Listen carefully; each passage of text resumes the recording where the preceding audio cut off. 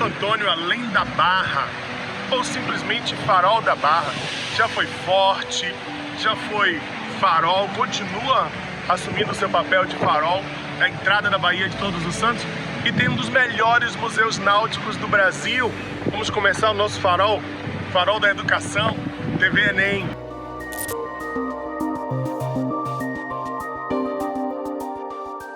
Olá, humanos! Tudo bem? Espero que esteja tudo tranquilo com vocês. Meu nome é Renato Souza, sou professor de Química em alguns colégios em Salvador e eu estou aqui para trabalhar com vocês hoje a parte de PPM e PPB. Vamos falar um pouquinho de PPM e PPB aí para o Enem, ok? Tema que tem sempre caído em algumas provas é a parte de concentrações de soluções. Bem, o que seria esse PPM e PPB? Está aqui para a gente, parte por milhão, parte por bilhão. Por que nós trabalhamos em parte por milhão, parte por bilhão? Essas concentrações surgem quando nós queremos tratar de concentrações muito baixas. Imagine você que eu quero analisar a concentração de mercúrio que nós temos no mar.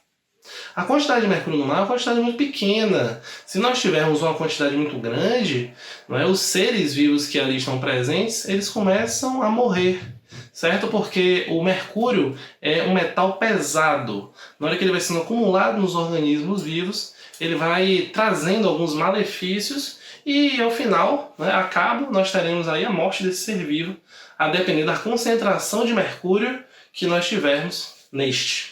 Então, imagine você que eu tenho uma concentração em 1 litro. Eu pego 1 litro de água do mar e lá minha concentração é de 0,000000000000002 gramas de mercúrio.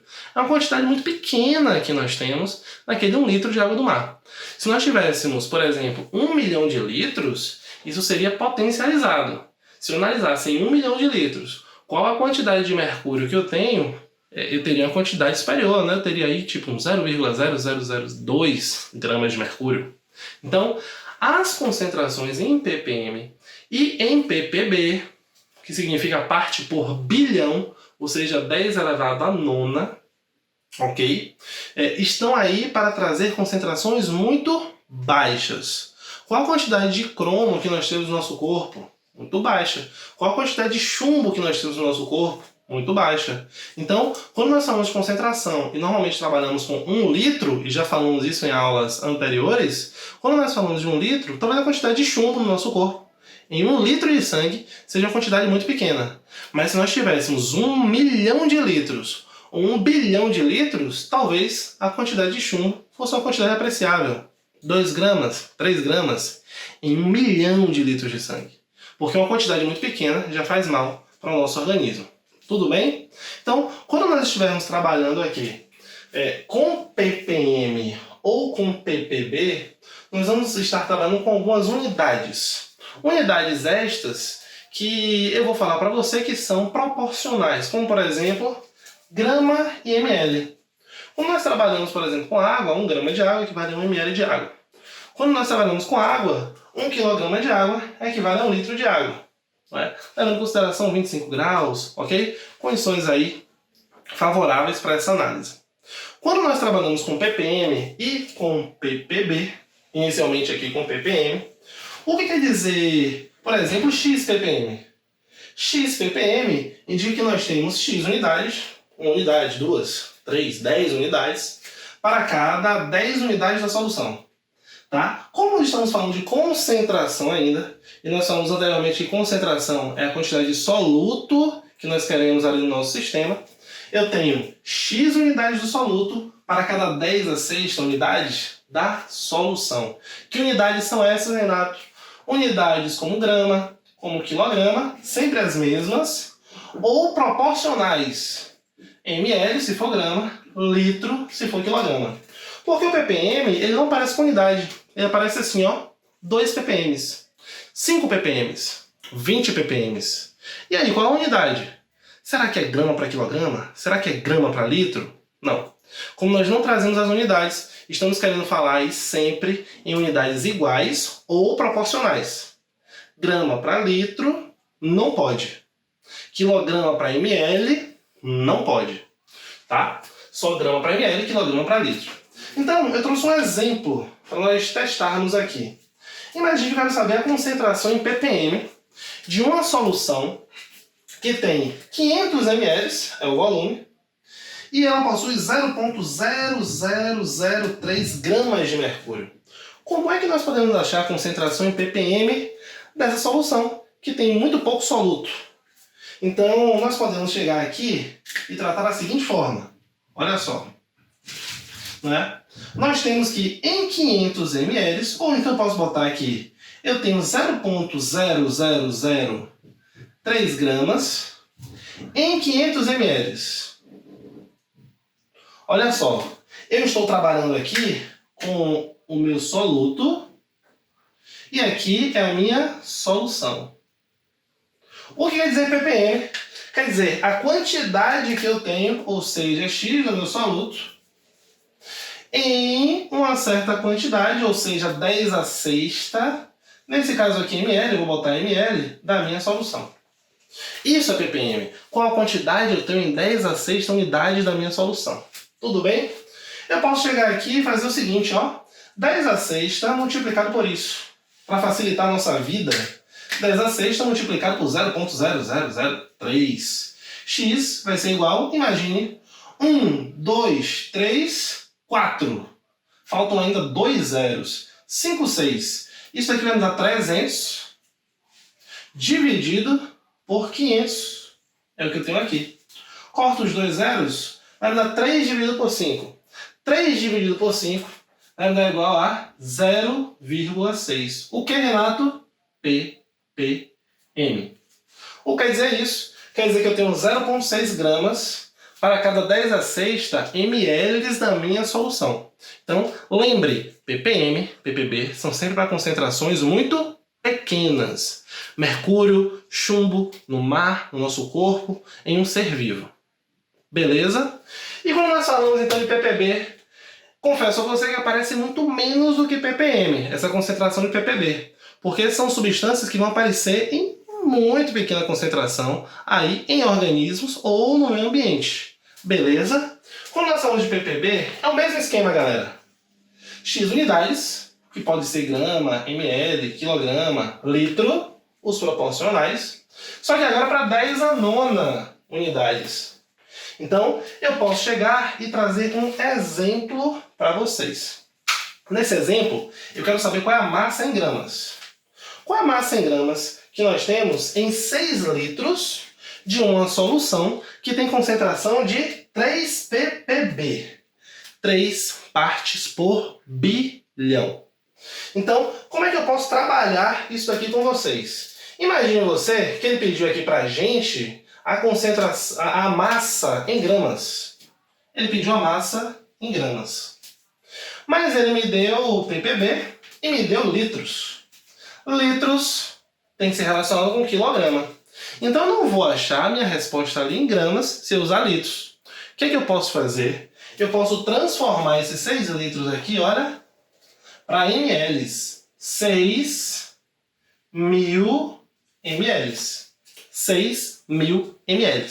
Tudo bem? Quando eu faço a transformação para ml, eu posso agora gerar a transformação para gramas.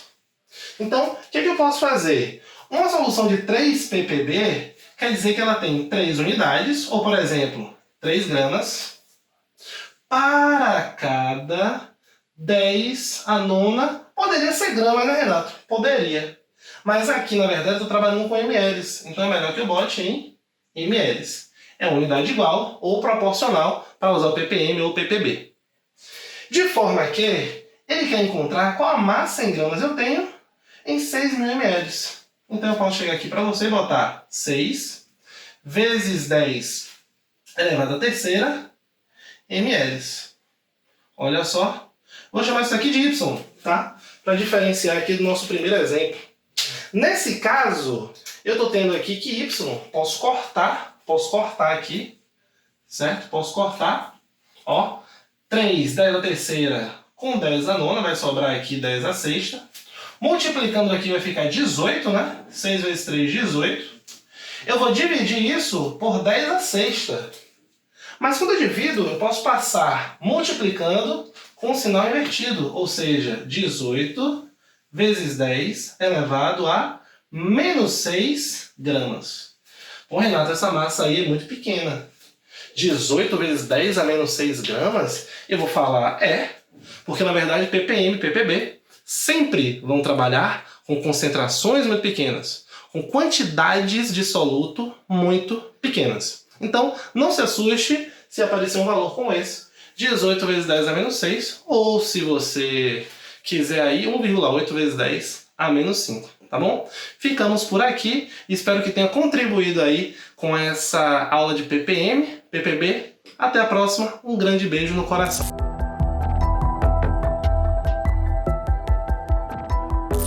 E aí pessoal, tudo bem com vocês? Espero que sim. Meu nome é Israel Adrião, trabalho com redação já há um bom tempo e é um prazer imenso estar aqui com vocês do projeto TV Enem. E eu desejo que esse projeto, eu sempre falo isso, né? Tenha uma vida longa. E eu espero atender as demandas de vocês, meus queridos alunos. Eu espero ajudá-los a fazer uma redação nota 1000. Hoje nós vamos falar sobre conectivos. O assunto da nossa aula é repertório de conectivos.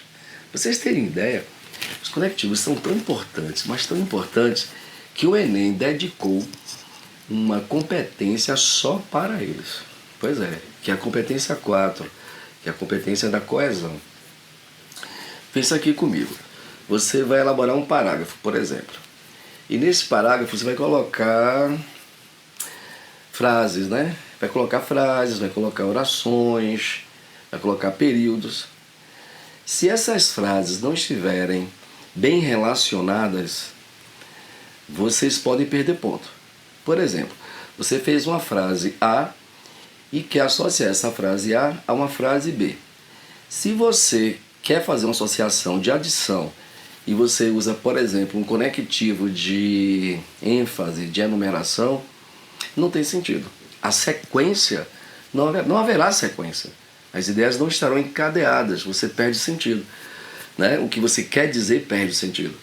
Então, se num parágrafo que você colocou 3, 4, 5 frases, elas não estiverem com os conectivos, os elementos coesivos perfeitos, você fez um conjunto de frases, um conjunto vazio, porque você não elaborou um texto, tá certo? As frases estão soltas, você não conseguiu dizer nada, tá? Então, o que é que pode ser um conectivo? A conjunção, por exemplo, é um conectivo. A função das conjunções é exatamente essa, né? Ligar orações. Os conectivos também são chamados de conectores, também são chamados de elementos coesivos, também são chamados de operadores argumentativos. Captou isso? Então, quando vocês ouvirem alguém falar, use conectivos, use conectores, use elementos coesivos, use operadores argumentativos. Essa pessoa ou essas pessoas estão falando sobre, tá certo? A competência 4, tá bom? Vamos lá. Qual a função dos conectivos? Ó, pessoal, a principal função dos conectivos é estabelecer uma relação semântica entre as frases, as orações, os períodos e os parágrafos. Pois é, de um parágrafo para outro também precisa haver, você precisa colocar conectivos, tá? Porque precisa ter uma relação, uma associação. Por exemplo, você fez a introdução e vai fazer desenvolvimento 1. Então é importante você colocar em primeira análise, por exemplo, tá certo? Aí vai para o D2, outro sim, além disso, né? O além disso é muito interessante, porque ele pode estar presente no início dos parágrafos, como também entre as frases. E se usar o conectivo errado? Porque pode acontecer de vocês usarem o conectivo errado. Se vocês usarem o conectivo errado, o corretor, a pessoa que vai ler o seu texto, vai entender errado, né? Então vamos nós. Por exemplo, vamos imaginar aqui um exemplo, tá? Se você quer, por exemplo, a estruturação do seu parágrafo, estabelecer entre dois períodos uma relação de adição, como é que você faz? Que conectivo você deve usar, né? O além disso, outro sim, mas aguarda que daqui a pouco eu vou dar uma lista para vocês. Eu quero primeiro que vocês entendam esse mecanismo da coesão. Exemplo, eu acho importante, por exemplo, investir na área da educação. e também investir na área da saúde. Então eu estou elaborando um parágrafo e eu quero nesse parágrafo deixar clara a relação entre saúde e educação, que eu acho as duas áreas importantes, tá certo? Ah, professor, eu posso fazer isso, posso falar sobre a área da educação, a área da saúde no mesmo parágrafo, sem gerar confusão? Claro que pode, é só usar o conectivo correto, tá bom? Vamos mostrar aqui para você, preste atenção, se possível anota, tá? Vamos ver. Faz de conta que você escreveu a seguinte frase: é preciso investir na área da educação. Tudo bem? Vou repetir. Você escreveu: é preciso investir na área da educação. Ponto. Agora eu vou falar sobre a área da saúde. Além disso, tá vendo? Além disso, é um conectivo que dá a ideia de adição. Além disso, o governo federal deveria colocar entre as prioridades da agenda governamental a construção de hospitais em algumas cidades. Então observe que o conectivo que eu usei para relacionar as duas frases foi o conectivo além disso, que dá a ideia de adição. Vamos ver de novo? É preciso investir na área da educação, ponto. Além disso, o governo federal deveria colocar entre as prioridades da agenda governamental a construção de hospitais em algumas cidades. Tudo bem? Uma outra construção que eu gosto muito, para dar a ideia de adição, é essa daqui. Estamos vivendo tempos de pandemia, né? Infelizmente. Então a gente fala muito de saúde, fala de capitalismo, fala de moradia, fala de fome, a gente fala de muita coisa ao mesmo tempo, da área econômica, não é? Então, eu vou falar aqui agora, então, da área da saúde e da área econômica. Quer ver? Olha como é que eu faço. A pandemia do coronavírus não só afetou a área da saúde, mas também a área econômica. Olha que beleza. A pandemia do coronavírus não só afetou a área da saúde, mas também a área econômica. Então eu usei não só e usei o mais também. Tá certo? Ou seja, eu quis dar uma ideia de adição. Espero que vocês tenham compreendido, né? Vamos agora para a nossa lista? Vamos lá. Vou dar aqui agora a vocês um repertório de conectivos. Vamos lá. Conectivos de oposição. Mas, entretanto, todavia, eu estudei muito, professor, mas não tirei uma boa nota. Infelizmente, né? Mas vamos estudar mais que a nota vai ser boa. De comparação. Da mesma maneira, da mesma forma. De adição, que eu acabei de explicar. Além disso, ademais, outro sim, bem como. De enumeração. Em primeiro lugar, é preciso pontuar de início. Em princípio, esses são ótimos para você começar o desenvolvimento 1. E para começar o desenvolvimento 2, em seguida, outro sim, vale destacar também de causa e consequência. Por esta razão, assim, por causa de, em virtude de, como resultado, uma vez que, de ênfase, de fato, é evidente, certamente, sem dúvida, é fato que vocês precisam estudar, de conclusão, portanto, logo, enfim, nesse sentido, assim sendo, de tempo, desde, no momento em que, logo depois, ao mesmo tempo que nós aprendemos redação, podemos também aprender gramática. De concessão, embora, apesar de nosso tempo ser curto, nós aprendemos redação. Espero que tenha ajudado vocês. Até a próxima aula. Tchau.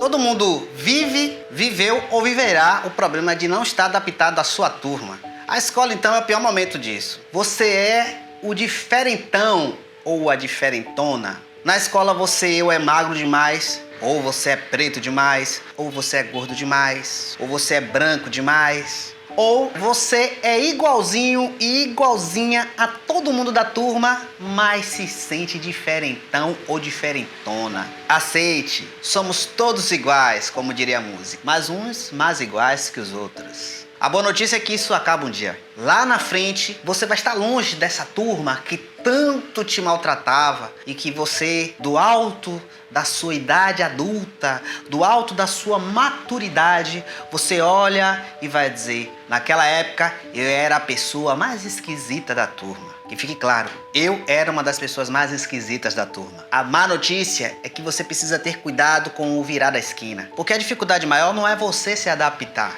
A dificuldade maior vai ser você continuar diferentão. Porque você ser diferentão pode ser a sua assinatura no mundo. E quantas vezes você se pegou fazendo a mesma coisa que todo mundo faz, quase sem perceber, só para poder se encaixar? E quantas rodadas de conversa todo mundo dizia aquela opinião chapada, feia, horrorosa, e que você, no mínimo, era obrigado a concordar com o seu silêncio? Alguém se juntou para ofender uma outra pessoa e você, discordando daquilo, deu aquela risadinha só para não ficar fora da galera, né? Você não queria beber e a galera: bebe, bebe, bebe. E aí você bebia. Quantas vezes você, se achando certo, teve que fazer o contrário por conta dos outros? A dificuldade maior é quando você, ao longo de sua vida, aceitar suas diferenças, ver o que a maioria está trazendo de interessante, colocar na sua cabeça, chacoalhar e daí sair alguém interessante, principalmente para você mesmo. A busca do encaixe para a vida toda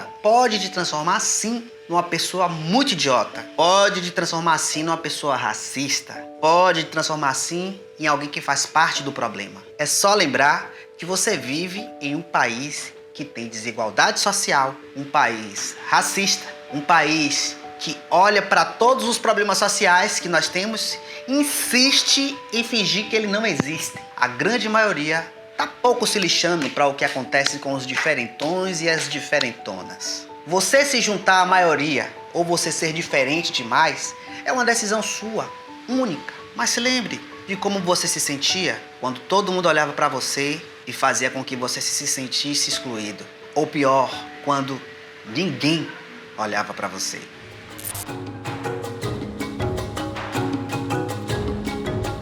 Tudo bem? Hoje eu tenho um tema muito bacana para a gente conversar, né? No nosso curso aqui de mundo contemporâneo, de atualidades. É sempre bom a gente fazer um resgate um pouco histórico, assim, né? De cada uma dessas regiões. E uma das regiões do mundo hoje muito importantes é a Índia. Queria lembrar vocês, quando a gente pensa em Índia, a gente pensa em quê? Você falou aí telemarketing, falou aí, eu vi, quem quer ser um milionário, né? Caminho das Índias, sei lá o que você lembra quando fala da Índia, né? Mas quando a gente pensa em Índia, a gente pensa em muita população, né? É um país extremamente populoso, que tem uma população grande urbana, mas tem também uma grande população rural, né? É uma das maiores concentrações de população rural, né? Então tá aqui, ó, é uma notícia que diz: novo censo aponta que a população indiana já supera 1,2 bilhão de habitantes. É estranho falar assim, né? 1,2 bilhão, mas tá certo, viu? Não é 1,2 bilhões, não. É 1,2 bilhão de habitantes. Então você pense bem, raciocine comigo. Uma região tão populosa como essa interessou aos países europeus no século XIX deveras. Em plena Revolução Industrial, o território da Índia aparecia com grandes oportunidades. E quais eram essas oportunidades? Quem eram esses novos interesses imperialistas europeus? Primeiro, mão de obra barata. Converter esses indianos na onda da Revolução Industrial em mão de obra barata. Eles acabaram encontrando algumas barreiras dos europeus. A primeira grande barreira, pessoal, de como converter essa mão de obra indiana era o sistema de castas. Ô Rick, que história é essa de sistema de castas? É um sistema único que só a Índia tem, ninguém sabe direito de onde vem. É uma coisa ancestral, imemorial, né? As castas na sociedade hindu a sociedade hindu de castas se caracteriza por um grupo de sistema de castas absolutamente fechados. Então você tem os brahmanes, que são sacerdotes considerados puros, privilegiados, saídos dos lábios de Brahma. Você tem os kshatriyas ou guerreiros, saídos dos braços de Brahma, que protegiam todos contra a maldade. Os vaixya, que são lavradores, comerciantes e artesãos, saído das pernas de Brahma, os Sudras, que são servos e escravos saídos dos pés de Brahma, e tem os chamados impuros, Dalits ou párias, que não pertencem a nenhuma casta. Esses são nascidos da mistura de castas, ou então são o resultado de indivíduos que descumpriram alguma regra religiosa, são considerados intocáveis. E aí, Ricardo, como é que você converte uma população dessa numa população de trabalhadores para a Revolução Industrial, para o imperialismo britânico? Vocês já vão ver como é que os europeus superaram isso aí, né? Só para lembrar vocês, tá vendo? Isso é um dado importante da revista Forbes. A Índia tem grandes vantagens, né? Tecnologia avançada, principalmente informática, grande população jovem, né? Uma elite bem informada, mas tem uma grande desvantagem. Uma infraestrutura precária, e ainda sérios conflitos religiosos e étnicos e um sistema de castas que limita muito a sociedade indiana. Olha aí, que interessante, né? Meu pai mandou matar meu marido porque uma jovem se casou, né, com um indiano que não era da casta dela, e isso acabou gerando essa situação absurda que a gente ainda vê em alguns lugares, né, da Índia. E o outro grande interesse europeu, né, estava no mercado consumidor. Claro, uma massa dessa de consumidores, mas eles encontraram uma grande barreira cultural. Os indianos, eles não são consumidores, é como os chineses. Eles são bons produtores, mas não são bons consumidores. Como é que o imperialismo europeu superou isso? De duas formas. Tá aí. O que a Inglaterra fez? Primeiro, confiscou a riqueza. Sem riqueza, os caras tinham que trabalhar, mesmo estando em sistemas de castas diferentes. Primeira solução. Segundo, passou a monopolizar setores importantes da economia indiana, como a produção de sal, como, por exemplo, a produção de roupa, de tecido. Monopolizando setores essenciais da vida, os indianos tinham que comprar na mão dos ingleses. Consequentemente, né, eles conseguiram vencer as duas barreiras. O primeiro grande conflito entre os indianos e os europeus aconteceu na Guerra dos Cipaios. E por uma coisa curiosa, pessoal, é que os cipaios eram uma casta que era normalmente usada pelos ingleses como mão de obra militar. E eles tinham que pegar o cartucho, colocar na boca, tirar e colocar na arma para atirar, presta atenção. Só que esses cartuchos chegavam embebidos em banha, em gordura animal, e a religião hindu ela não permite que você leve nada à boca de origem bovina, de origem, né, animal. Consequentemente, eles se revoltaram por causa disso. Isso foi usado pelos ingleses para aumentar a exploração, acredite se quiser, né? Depois dessa Guerra dos Cipaios, a Índia torna-se um vice-reinado inglês e a dominação prossegue durante muito tempo. Só começou a mudar a história da Índia, galerinha, por causa deste homem aí, fantástico. Gandhi, ou o Mahatma, o ser de luz, o guia, a grande luz, o grande guia, ele criou uma política curiosa chamada resistência pacífica, que era a junção da desobediência civil, ou seja, nós não vamos trabalhar para os ingleses, não vamos comprar produtos ingleses, vamos tirar o nosso sal do mar, vamos fazer nossa própria roupa. Só que quando os ingleses batiam, eles não reagiam.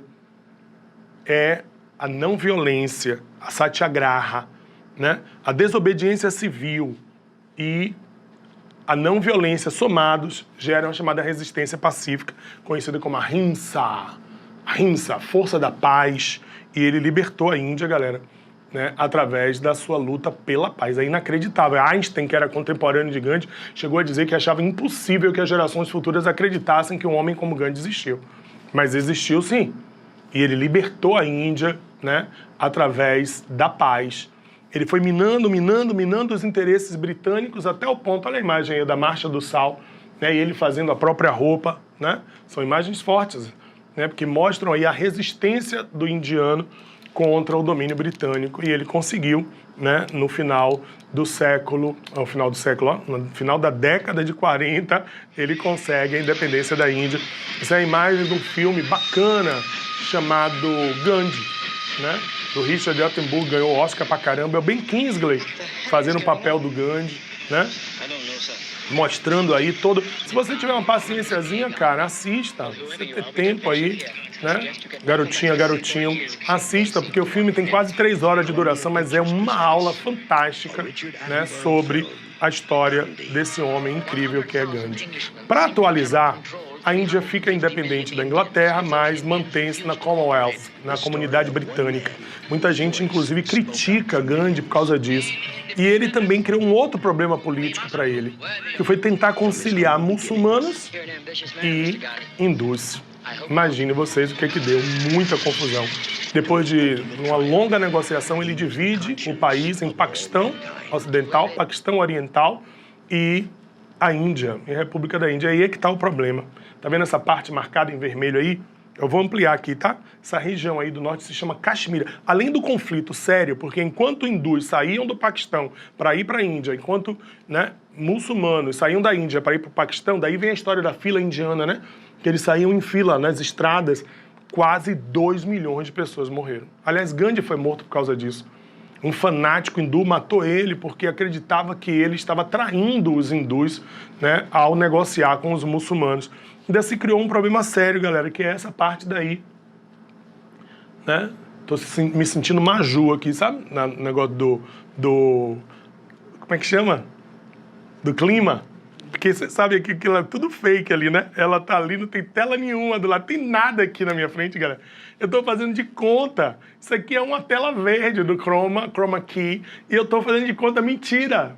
Na verdade, eu tô vendo por aqui, mas eu faço de conta que tá cá, valeu? Você já entendeu o meu segredo, né? Então, essa região daqui, que se chama Caxemir, ou Caxemira, que era uma região muito rica, né? Porque tinha vales férteis, muito gás natural. Hoje não tem nada disso aí. É uma região pobre, mas é uma questão de soberania. Então, hindus, indianos e muçulmanos, paquistaneses, brigam por essa região da Caxemira. Ó, o confronto entre Índia e Paquistão começa após a independência da Índia e a divisão do país. Tá vendo aqui escrito, né? O conflito é acirrado pela disputa da região da Caxemira. Não esqueça isso, tá? Isso é muito importante. Aí vem um problema. A Índia, tá vendo aí? São imagens, né? Notícias aí mostrando o conflito entre paquistaneses e hindus na região da Caxemira. Ainda tem lá os Sikhs, né? Que é um segmento bem radical. E são notícias, né, interessantes, assim. Exército da Índia mata soldado paquistanês na Caxemira. Os conflitos são muito sérios, galera. Né? Essa tensão é muito séria nessa região daí. Vamos fazer 2 questões aqui, né? Vocês estão vendo aqui do meu lado, também estou vendo 2 questões. Esta região faz parte da Ásia de monções, onde o verão é extremamente chuvoso e o inverno seco. As populações praticam agricultura em forma de jardinagem oriental, com a utilização de numerosa mão de obra, levando a enormes concentrações populacionais nos vales úmidos. Entre a Índia e o Paquistão, 2 nações industrializadas de população rural, uma disputa territorial pode levar a uma guerra atômica. Já falo por quê. A região em disputa é, letra B, né, Caxemira. E aí depois ele diz, a Índia e o Paquistão são nações criadas a partir da desagregação do Império Britânico das Índias em 1947. A diferença entre os 2 povos são profundas, as diferenças são profundas, principalmente no aspecto religioso. Quais são as religiões predominantes, respectivamente, entre Índia e Paquistão? Religião hinduísta e religião islamita, letra C. E aí, para comemorar, né, seus 50 anos de independência, a Índia solta uma bomba nuclear, pessoal, no Oceano Índico, né? E Paquistão, que está em guerra não declarada, você não pode esquecer disso, solta 2 logo semanas depois. Então, Índia e Paquistão têm armas nucleares. E isso é um problema, né? Porque, embora a tensão esteja controlada, né, você vê que as guerras até se acalmaram com essa história toda aí das mudanças dos últimos meses, é bom a gente lembrar que eles possuem arma nuclear. E uma notícia bacana, bonitinha, para fechar, a Coca-Cola, imagine, professor de história falando bem da Coca-Cola, você veja o que é possível, como esse mundo está em transformação. Coca-Cola sempre usada como símbolo do capitalismo selvagem, mas olha que bonitinho que a Coca-Cola fez, botou aqueles post-mix, né? Se você chegar uma no Paquistão e outra na Índia, né? Se não me engano, Islamabad e Nova Delhi. Se você chegar lá e vai pegar uma coca, a tela, e 2 pessoas ao mesmo tempo, em cada país, a tela aparece e você vê o outro, teoricamente, seu inimigo. Mas se você fizer um gesto de boa vontade, tocar a mão, o outro também tocar, os caras abraçarem a máquina ou fizerem um coraçãozinho, o outro também fizer, nenhum dos 2 paga a Coca-Cola. Que coisa massa! Vou botar para vocês. me despedindo, deixa eu mostrar esse vídeo. Muito legal, paz e luz para todos vocês. Vamos ver, coisa bonitinha aqui, né? Que a Coca-Cola fez.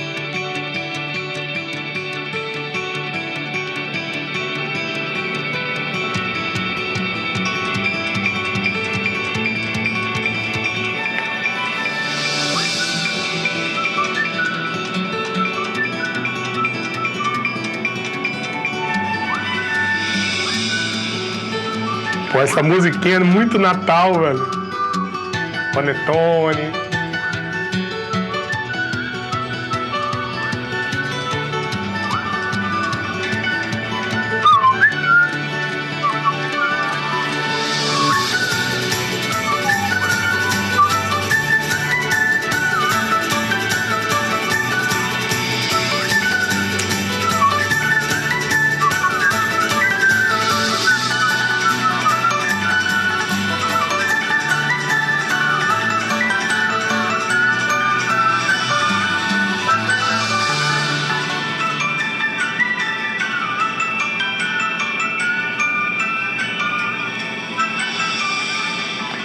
Juro que não é merchandising.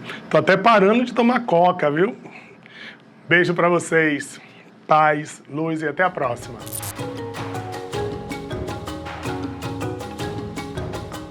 E aí, pessoal, tudo bem? Eu sou Mário Rolê, professor de Física. E estamos aqui hoje para trabalhar sobre trabalho térmico. Ora, o trabalho mecânico é a energia necessária para deslocar um corpo. Aqui também é uma energia necessária para deslocar um corpo. Só que o objeto aqui, né, de estudo é o gás. Então é a energia necessária para você deslocar uma massa de gás. Ô turma, olha que legal. Vamos imaginar essa seringa, que não tem nada aqui, um êmbolo, né? Ele tem esse certo volume. Esse volume eu vou chamar de VO. Volume inicial. Quando você aplica uma força, ele diminui, ele tem um volume final. Ora, se aqui tem uma diferença de volume, ou seja, o volume diminuiu ou o volume aumenta, significa que o corpo está realizando trabalho. Legal. Professor, como é que isso cai? Geralmente cai direto com um gráfico, sem botar fórmula nenhuma, só para vocês analisarem. Por exemplo, vamos imaginar esse gráfico aqui. Eu tenho uma transformação AB, eu tenho uma transformação BC, eu tenho uma transformação CA. Ora, elas têm um nome, né? Vocês lembram dela, gente? AB é isotérmica. Olha a minha pergunta. Eu quero saber se o trabalho aqui é positivo ou negativo. Gente, mesmo que aqui esteja descendo, quem manda no trabalho não é a pressão. Quem manda no trabalho é o volume. Então, de A até B, você saiu desse volume e foi para esse volume. Então, seu volume aumentou. Então significa que você tem um trabalho positivo. Por quê, gente? Porque o volume aumenta. Galera, a transformação B até C, a pressão é constante. Então é uma isobárica. E a transformação isobárica, o que é que você tem? Gente, a isobárica, nesse caso aqui, ó a seta, o volume está diminuindo. Se o volume está diminuindo, o trabalho é negativo. E isovolumétrica, que seria essa aqui. Repare, nesse ponto o volume é esse. Nesse ponto o volume é esse. Então, antes e depois você tem o mesmo volume. Significa, gente, que o trabalho vale zero. Ou seja, quando é que o trabalho é positivo? Quando a variação do volume é positiva. Então, se a variação do volume for positiva, o trabalho é positivo. Ou seja, você aumenta o volume. Se a variação do volume for negativa, o trabalho é negativo. Porque você faz o quê? Diminui o volume. Beleza? Ora, isso é alicerçado em uma equação, né? Essa equação é assim, ó. Trabalho é a pressão vezes variação do volume. A maior armadilha da física são as unidades. Então, trabalho é dado em joule, pressão em pascal e aqui, gente, o volume em metro cúbico. Pessoal, é muito simples, na verdade. Quando você estiver na questão de trabalho, sempre observe o volume. é o volume que vai te dar todo o segredo para você passar na sua prova. Vem cá comigo, ó. Importante. Independente a figura que esteja aqui, ou seja, independente do tipo de gráfico, é muito importante vocês entenderem que a área desse gráfico, a área é igual ao trabalho. Ou seja, o trabalho vai depender de que, gente? Da área. Bom, vamos imaginar o seguinte. Vamos imaginar que você tem uma máquina térmica que tem esse ciclo aqui, tá? Por que um ciclo? Porque tem início e fim. Beleza? E você tem essa máquina térmica que tem esse ciclo aqui. Observe a diferença entre dois ciclos. Esse ciclo, ele gira em sentido horário. Gente, se o sentido for horário, o trabalho, ele é o que, gente? Positivo. Então significa que é um aquecedor. Galera, esse aqui é sentido anti-horário. Então o trabalho é negativo. Significa que é um resfriador. Por exemplo, uma geladeira aumenta a temperatura ou diminui a temperatura? Diminui. Então tem o círculo anti-horário, horário, anti-horário. Alguma coisa que aquece, um forno, por exemplo. Se fosse ter uma massa de gás dentro de um forno, ele é o que? É um aquecedor. Então o trabalho, gente, ele é positivo porque ele gira em sentido horário. O grande segredo de trabalho é saber o que, gente? O volume. Observar o volume. É só isso aqui, gente, que é trabalho térmico. Se você souber isso, com certeza você vai passar na sua prova. E aí, ajudou? Gente, muito obrigado, gratidão e até a próxima aula. Tchau!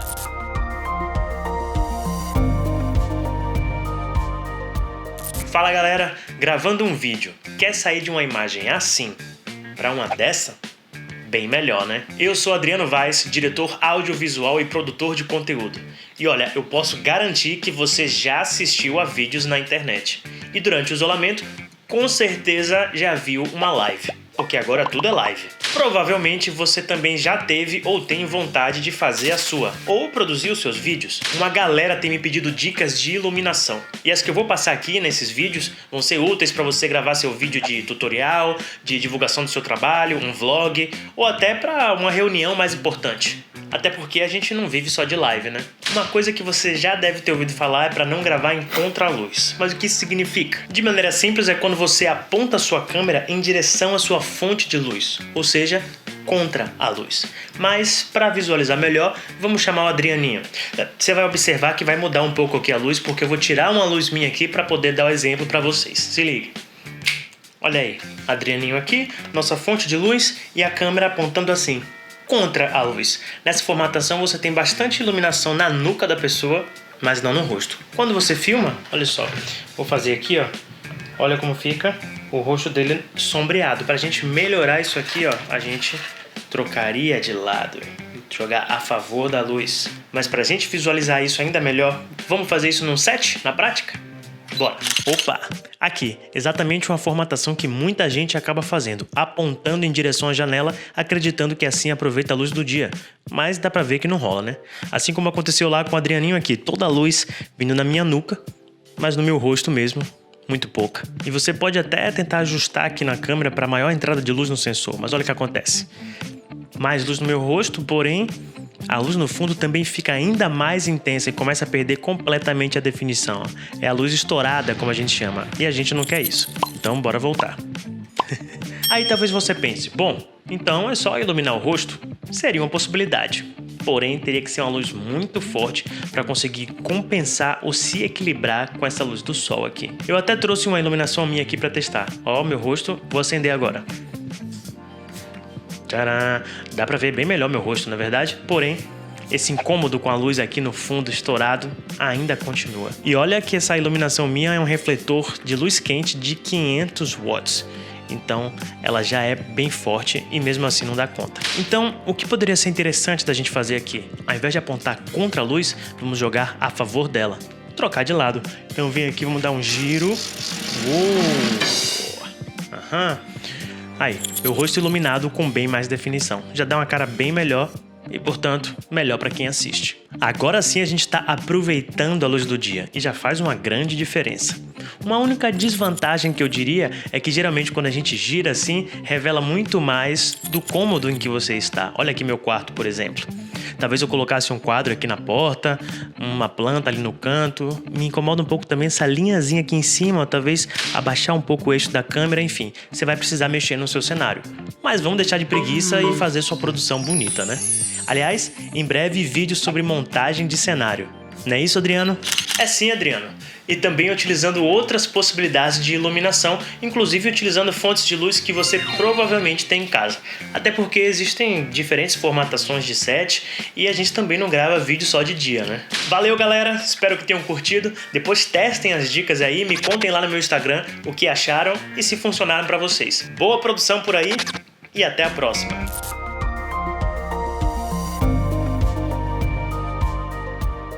Olá pessoal, tudo bem? Eu sou André Freitas, Dedé, seu professor de Biologia, e vim aqui hoje falar a respeito dos ciclos biogeoquímicos, que é um tema que faz parte da ecologia, né? Na realidade, a ecologia como um todo é o tema, né, a área da biologia mais cobrada no Enem.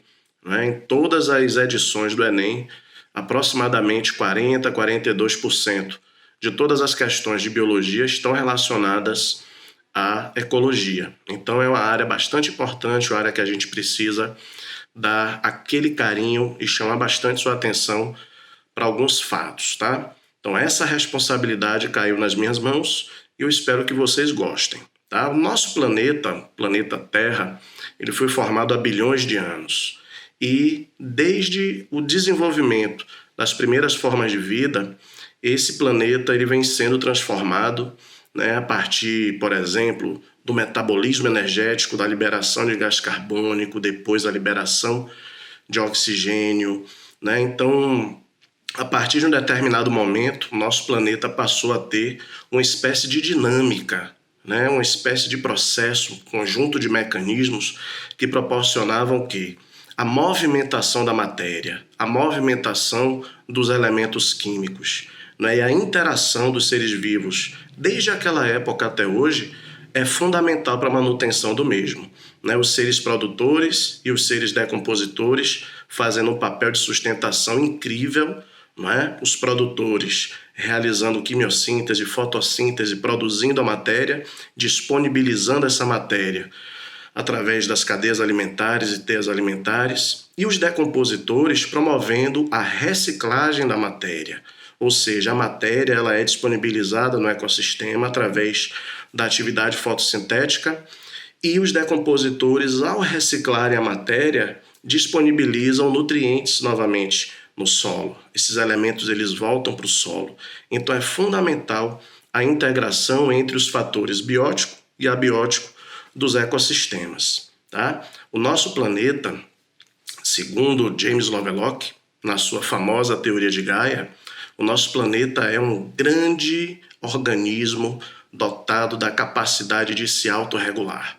O nosso planeta ele tem condições de se recuperar. Só que o tempo do nosso planeta, o tempo da natureza, é um tempo diferente do tempo do homem.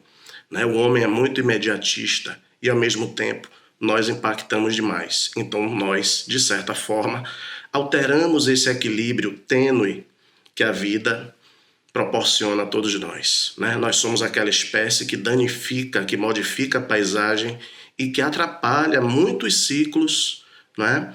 E atrapalha, obviamente, a vida dos demais seres vivos. Então, entrando especificamente nos ciclos biogeoquímicos, vocês vão perceber que há uma integração, uma intimidade entre eles. Né? O ciclo do carbono, por exemplo, é um ciclo importantíssimo. Por quê?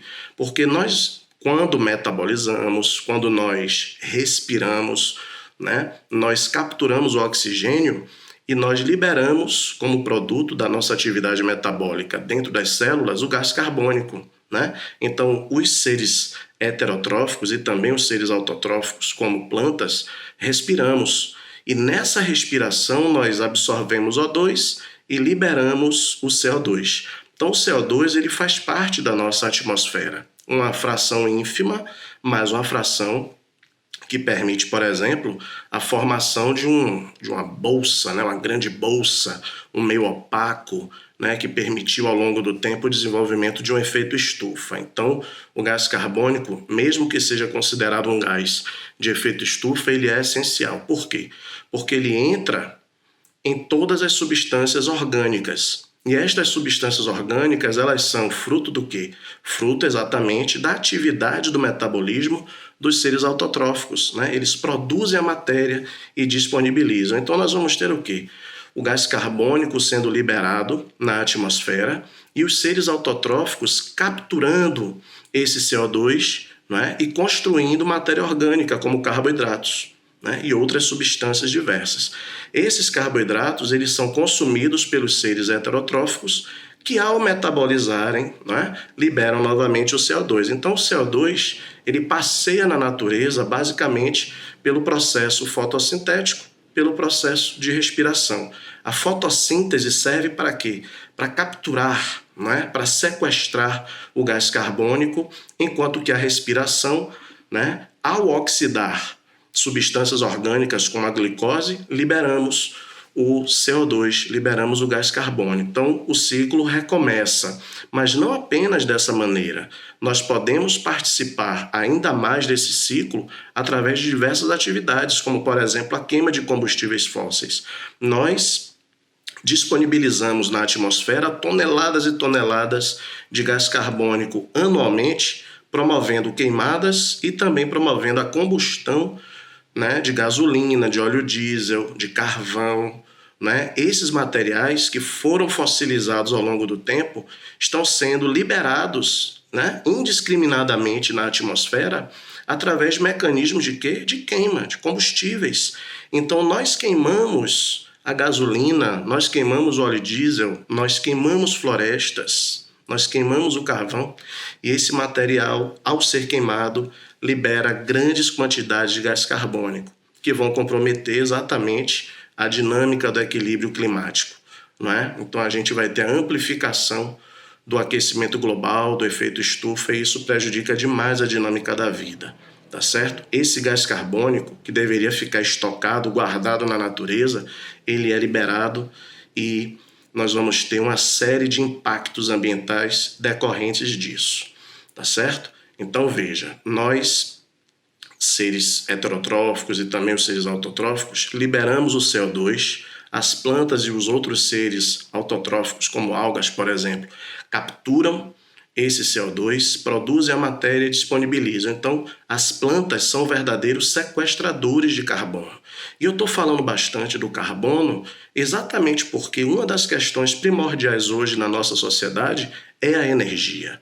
É o que movimenta a nossa economia, o que movimenta a nossa indústria, é o gás, né? São os combustíveis fósseis, via de regra, tá? Mas aí a gente vê também o oxigênio participando. O oxigênio está presente no gás carbônico, está presente na molécula de água e também está presente na forma livre, na forma que nós consumimos.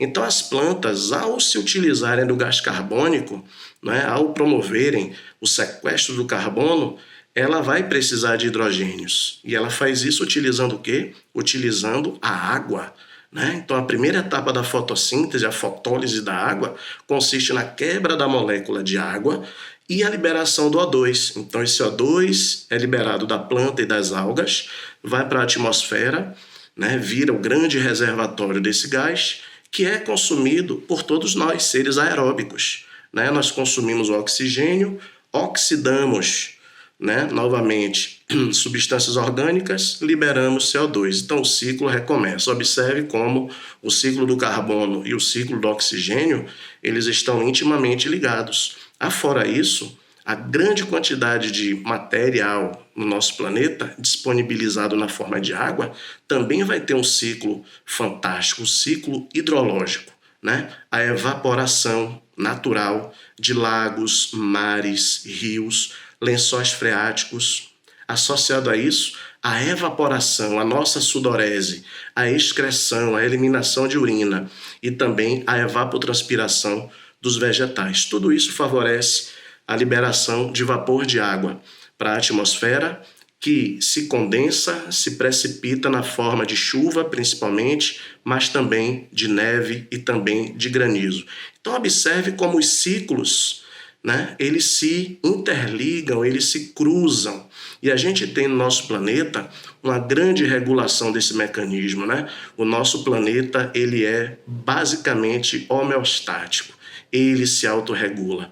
Gaia precisa da nossa ajuda, né? Então se ligue que o ciclo da água ele pode acontecer no pequeno ciclo, natureza, ou seja, a atmosfera, chuvas, né? Águas, mares, lençóis freáticos e novamente a evaporação natural.